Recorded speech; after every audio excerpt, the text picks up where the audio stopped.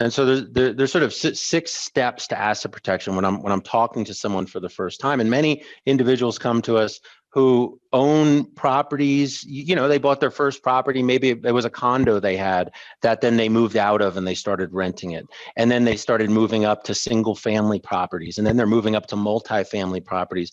And many of them, you'd be surprised, have them still in their names as individuals. Yeah. They've paid off the properties, don't have mortgages on them. And if a tenant slips and falls, and hurts themselves, okay, you're going to have liability insurance. That should always be your first sort of protection against a claim of a plaintiff or someone who was hurt.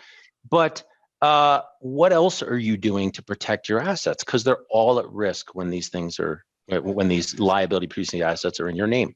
Let me just give you an example of a situation that happened in my family. My father-in-law was a very successful physician, and he built and owned and operated a 72-unit apartment complex for years. And it was government finance. And because of the tax benefits, he had to own it in his own name. And, you and me, we all use, oh, geez, you really got to protect yourself because if somebody slips and falls on that property, they can come after you personally because you are listed as the owner personally. But here's the other thing. You got to think about it flip side. If he has a big medical malpractice lawsuit that comes after him, they're going to come after all of his assets. That includes the 72-unit apartment complex. So you got to put the wall, you got to build that wall between the two is one of the things. And he never did. Fortunately, nothing ever happened for it. But you look at it, and any lawyer would look at that situation thinking like, what are you doing? And of course, the knee-jerk response always was, oh, well, the government requires that I do it in this structure so that I can get the tax benefits. I don't believe that was the case. I'm sure there were ways around it. Yeah. There's two things you can do in those situations. Sometimes you run into it with 1031s, right, where somebody really doesn't want to change ownership in some way that would potentially disrupt their 1031, or there's loan requirements, or it's government loans in the situation you're talking about. And one of the easy things you can do is to set up a management company. Right. The management company is the one that interacts with tenants. You're a very passive landlord at that, but you're a property owner, and the management company enters into the leases with the tenants. It says in the lease agreements, we are wholly responsible for the maintenance of the property. We do everything. In that situation, your father is just a passive, he's an owner of the property, but the liability would first fall onto the shoulders of the management company.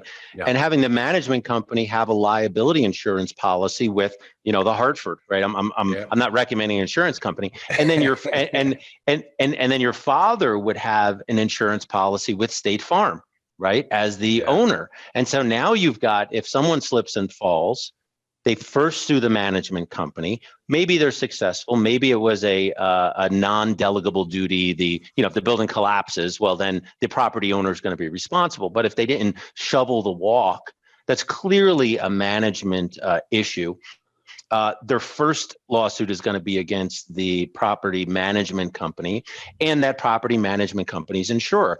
If they get beyond that and they're able to establish that the property owner was in some way negligent, they negligently hired the management company. I mean, there's 100 things that a plaintiff's attorney can come up with. You've got another insurance company with another policy that's going to cover you. And a lot of times individuals sort of run into, they've maxed out what the insurance companies are willing to give them in terms of property coverage. Mm-hmm. And so this is a way to get a second a set of insurance defense attorneys on your side. And then on top of that, you throw in an umbrella policy to protect your personal assets. In addition to that, one of the things you can do is something we call equity stripping, right? To make loans, intercompany loans between the property owning entity and the sort of the financing arm, right? So how do you go and you pay for a piece of property? You go and get bank financing, right? Right. Well, a lot of times, and I don't know if you remember, back in the heyday when people were buying properties, you do an 80-10-10, right? You do 80% first mortgage, 10% second mortgage, 10% equity. Well, on commercial transactions, maybe you're doing you sort of have your mezz financing in there. You got your equity financing. So, well, who can provide the mezz? Well, it can be another entity that you own. Instead of going and paying $1 million for the property in cash, well, you get your $500,000 loan from your local credit union for the property. Maybe, you do another 400, 500,000, if you can, and take it all up as a loan into the entity which is purchasing the property. And so now you've got a fully leveraged piece of property that is going to be, if a creditor tries to come in and put a lien on the property, they're third in line. Now, there's a number of things you need to do to make sure that's a transaction that's going to hold up in court